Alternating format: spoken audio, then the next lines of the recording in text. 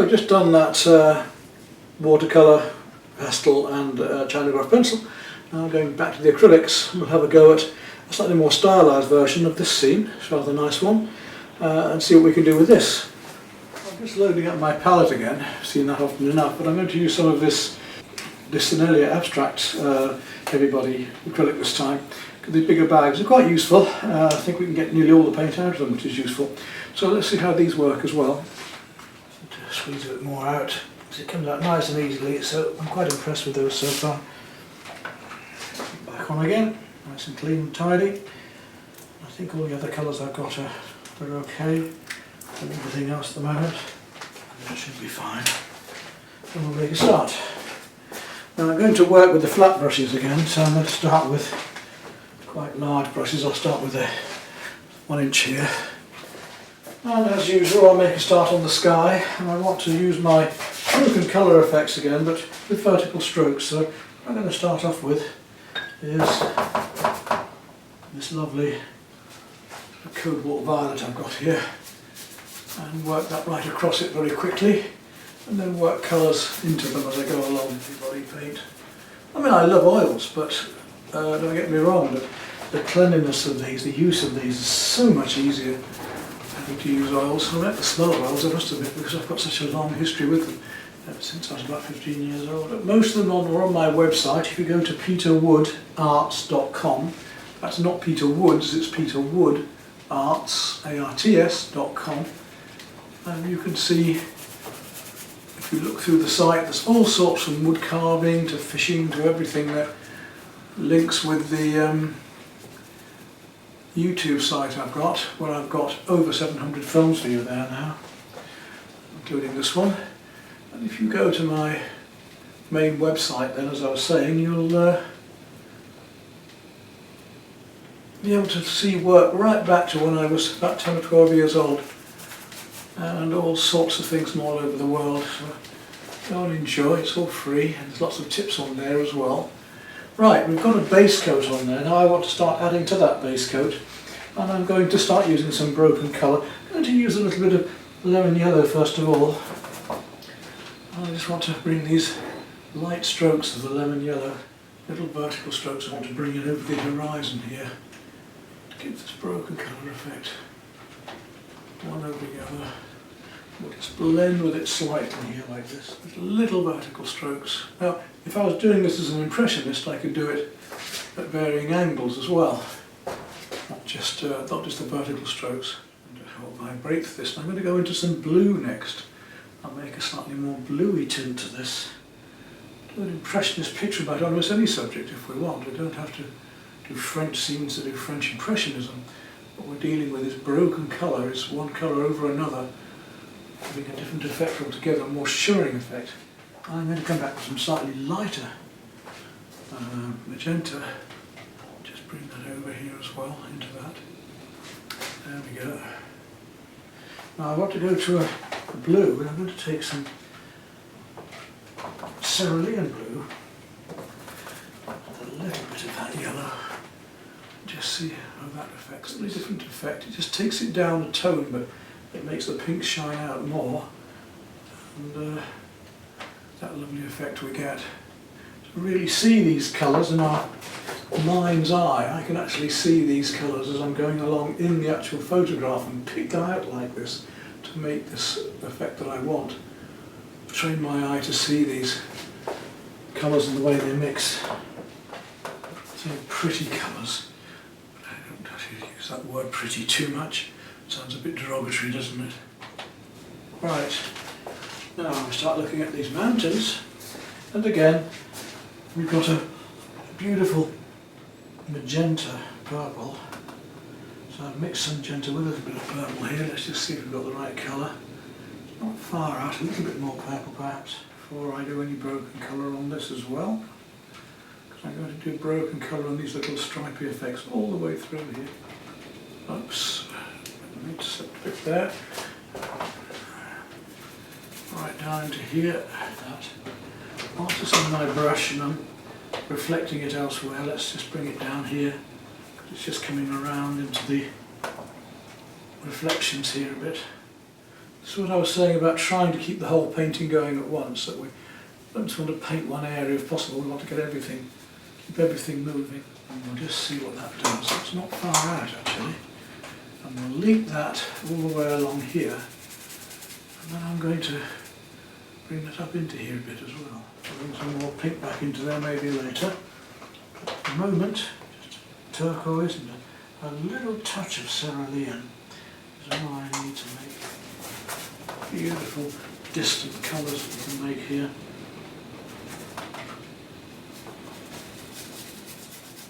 Just finding the edge with the edge of my flat brush. Come back with this under her. And then a little bit of purple into here. See if we can find this lovely purple colour that's going on. Back up into here before we bring the blues through that as well. And bring the purple from here into there as it's against the light.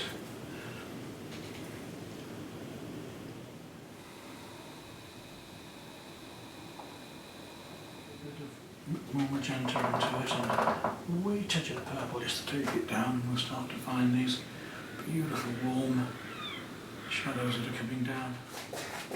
It's a mixture of colours, so if we're placing one colour next to another, we're getting this effect of the broken colour. We can really get these mixtures working hopefully. And I need this to be having a coat of a wash of colour to get rid of the white canvas, so I can get the light shining over it later. Let's get that in. Just see my drawing through there. So you see how we're actually mixing these colours together.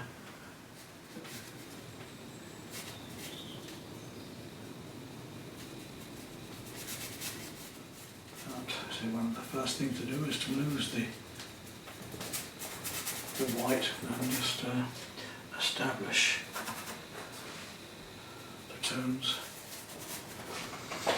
And as I say, lose this white canvas at the moment so that I can come back and work these colours over the top.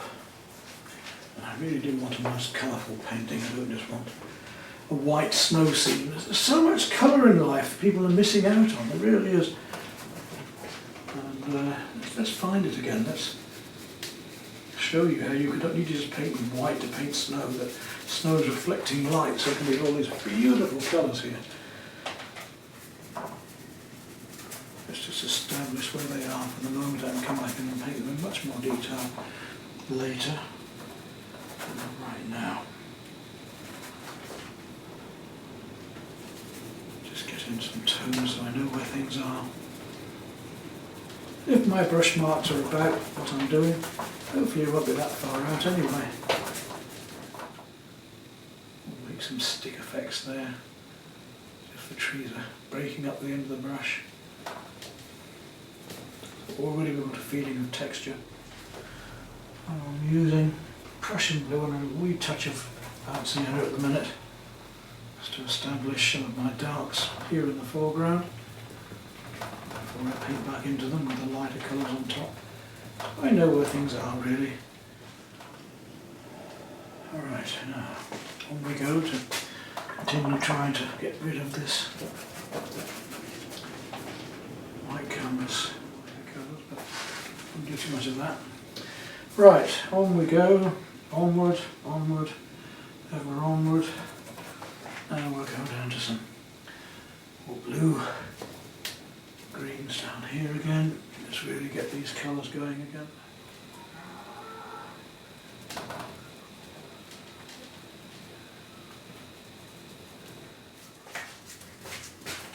Let this dry and then work over it tomorrow.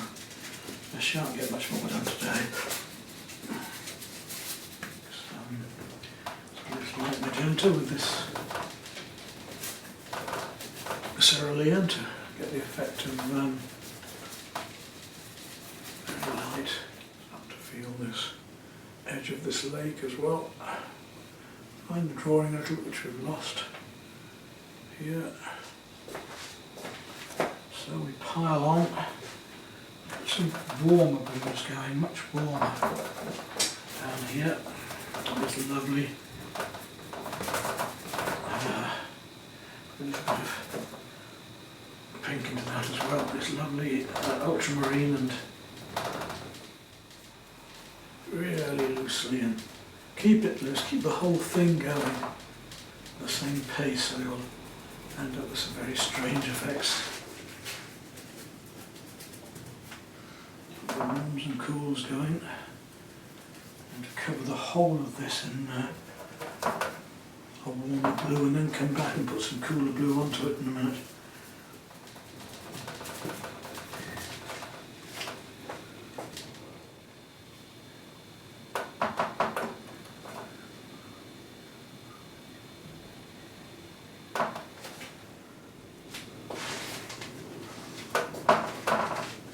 Little flicks of the brush that will give us these effects.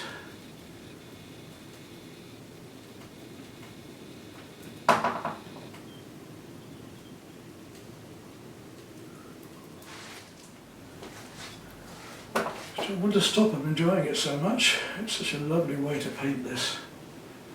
And these details just come together so simply, because we just put one shape next to another, one colour next to another, and the whole painting just appears.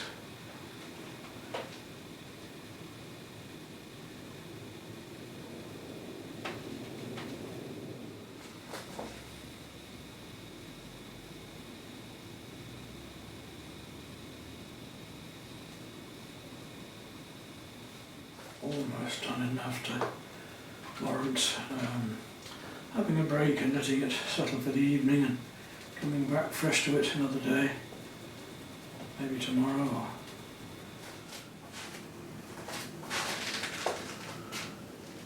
I think that will do for the moment.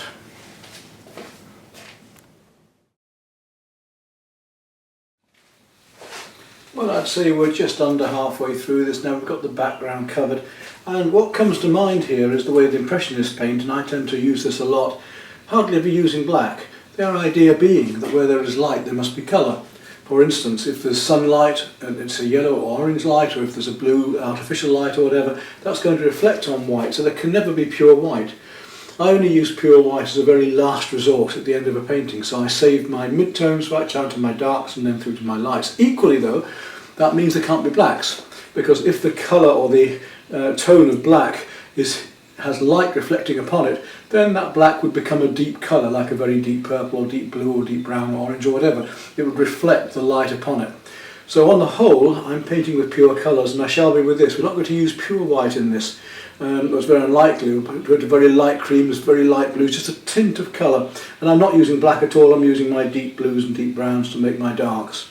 So anyway, we've got a basic coating onto the canvas now, and I want to start making pure colours, using the heavy body white still to keep it nice and thick, and paint across my medium tones here, gradually working up towards my darks, and then I'm going to put the highlights in at the end. I'm moving across to a 1/2 inch velvet now. We've got the sky. I'm happy with the sky and the background here. Could do with a little bit more paint on some of these areas there. Now I can see them in daylight again, the light's brighter. I can see that just a bit of canvas is showing through in places, and I don't want that. In that warmth, the sun that's reflecting into these background colours. A bit of a glaze going on, a bit more warmth just coming down here. Maybe the shadows are a little bit redder in places, so I'm going to add a little bit more warmth just here. These, to make those purples seem cooler. Little touches of colour that can make such a difference. Those vertical strokes and reflective water going with the horizontals to keep this feeling of the reflections. And this magenta does tend to sink. I noticed that in the nude that I just painted. The whole of the colours has sunk right back again. So I don't try to lose that again too much here. And these pinks are going to come down into the snow here,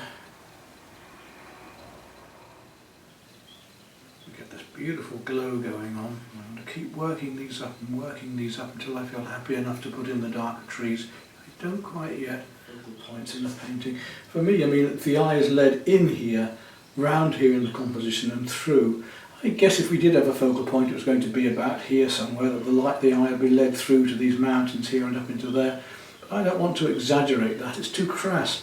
I just like the eye to be led all around the painting and enjoy. There's rules and regulations. Yes, certain things work and certain things don't work, but just as equally, we might break the rules and have something else that works even better. You can see how that's already making these lighter blues seem lighter still. Now let's go to a cobalt blue and bring a bit more of that into here, wherever it is. Much warmer ultramarine in here. Now I'm going to come back with some of this slightly cooler cobalt, bring that into here. These subtle differences that I've got to work up bit by bit. And we've got a greeny blue, and I'm going to start using some of the Prussian blue and a little bit of brown to just start to find which of the darks in this, before putting any more lights in, just for fun. Remember where everything is now.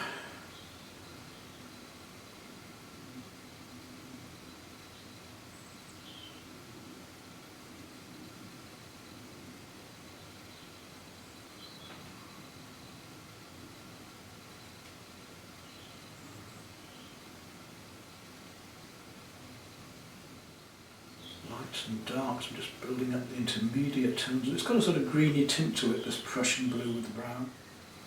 A little lighter at first, and then we'll get stronger as we go on. I need these sort of greeny tints here in a minute. There's so much work to do in a painting like this. And warmer if I need to. So a little bit more brown into this, and it'll bring these darks forward. So I'm not using black, as I say, I'm just using Prussian blue and burnt sienna to make my horns at the moment. It seems that I'm almost back to being able to put the lights back in again. Just come back to here a minute though, because we've got some darks back here that I need to just pick up on a bit. I've lost a little bit of.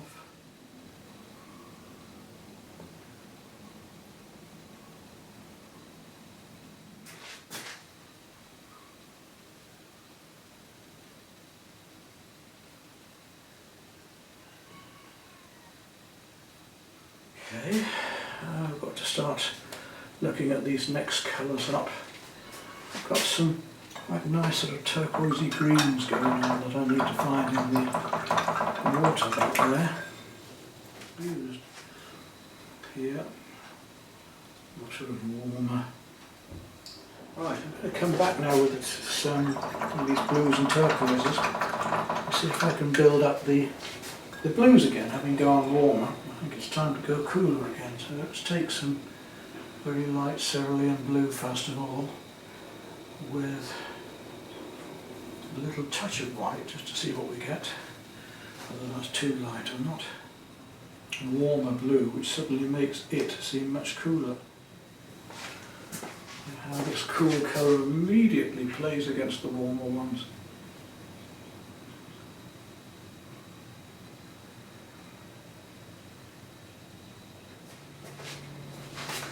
These lovely lines of light water that are reflecting along all the way along here that I want to pick up if I can. And then I want to go a bit more turquoise, so I'm going to take some very, very light turquoise and add some white to that, which will give me more of a greeny blue. Let's see if we can get a beautiful colour with that to play against this. These warmer blues here. Yes, here we are, look, a lovely light green turquoise. coming in here will really bring out this.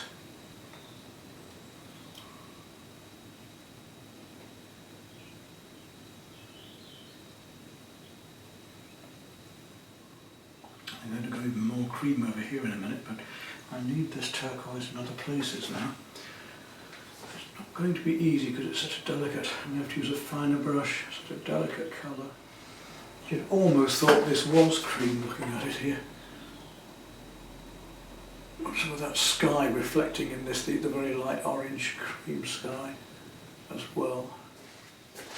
You can see that even this is sinking back, even though I put this on as cleanly and as lightly as I can, it's actually sinking back into this, which I do not want.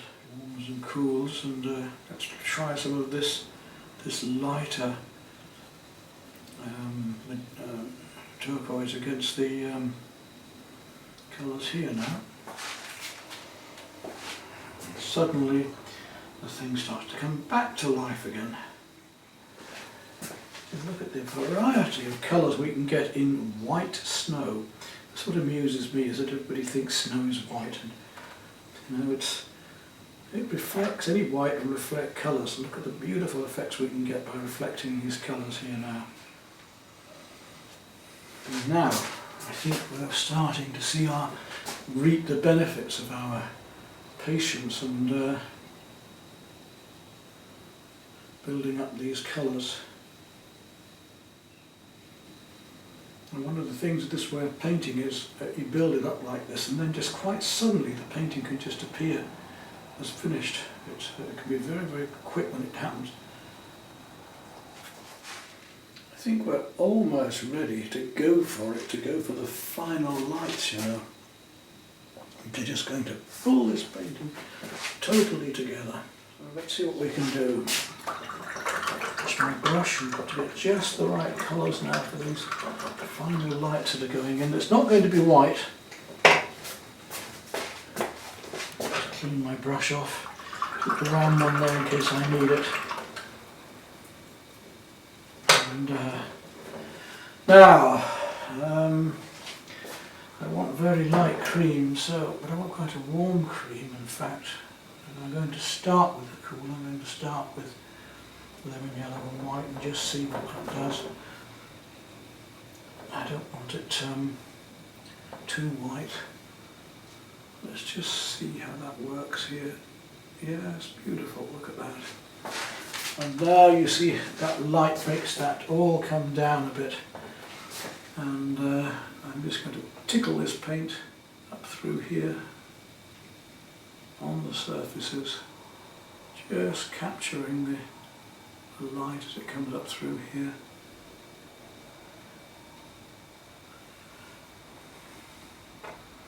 Quite a big brush for it really, but I just want thick opaque paint on the end of my brush. And you see the difference that really makes. That really brings that shine out, doesn't it? And we've got it here, we're going to have it down here as well. We're going to be reflecting into the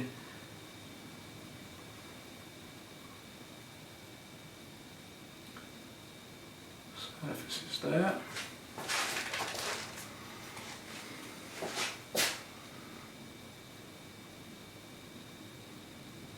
A little bit just coming into up here.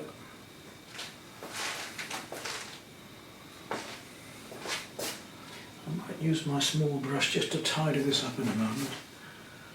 I don't want to overdo it. Coming up here, capturing the light right through the edge of the mountain there, right up into, because this is lighter than the sky, so it's bound to show even against the horizon. Bits of snow just catching the sunlight.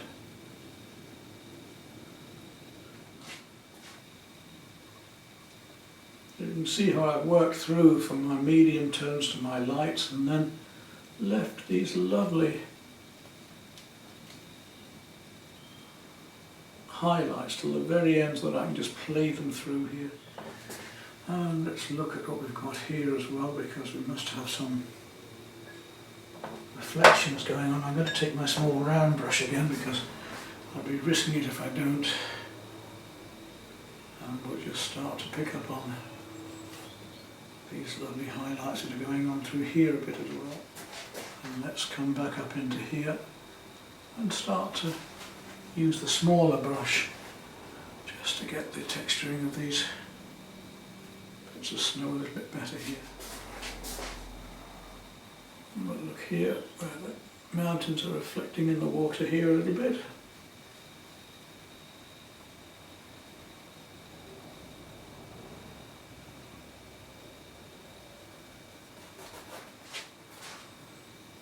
And hopefully you'll see what it was all about.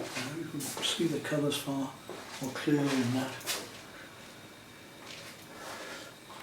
Now I want to put a little bit more pink around here, because I couldn't really do that before until I got these lights in. So I'm just going to take a wee bit of magenta and the white, the cream I've just done, and just start to paint a little bit more pink up into these highlights here. I'm going to take some of my blue from earlier, the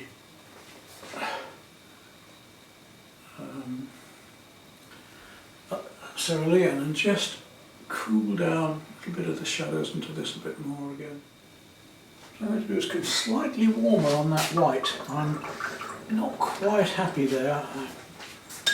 I made a very light cream using the lemon yellow. I use a bit more of the lemon yellow. Just plaster it a little bit more heavily in places, just to really feel. I may even go slightly more orange in a moment as well. You can see how the difference that makes. So I'm going to take some slightly deeper yellow, just a little touch of chrome or cadmium would do into there. Just want a little bit more yellow happening. That's maybe too much. What we want is the effect of the snow almost blinding us with the light that's coming through here. I'll go back with the smaller brush, because I think things are still sinking a bit back here. I really do want to keep this much lighter reflection going on back here of the mountain. It's quite important to me. You start seeing the whole and not the part sometimes, and I need to see the whole as I'm doing the painting, but I also need to come back and see the parts of it as I'm finishing off. So this blue here is very important against this.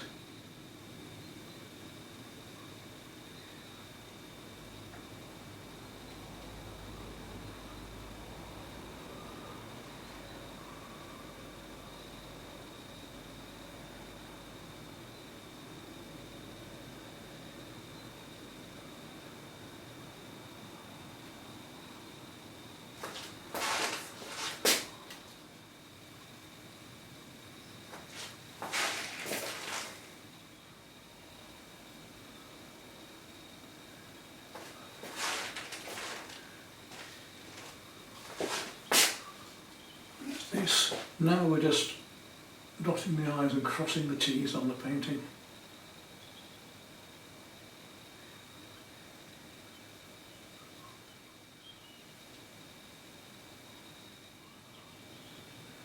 And there we go, I think. I don't think I want to do a lot more on that. Otherwise I'm going to be pushing it beyond what it was intended. So we'll assign that one. Down here with a darker colour, and call that one done.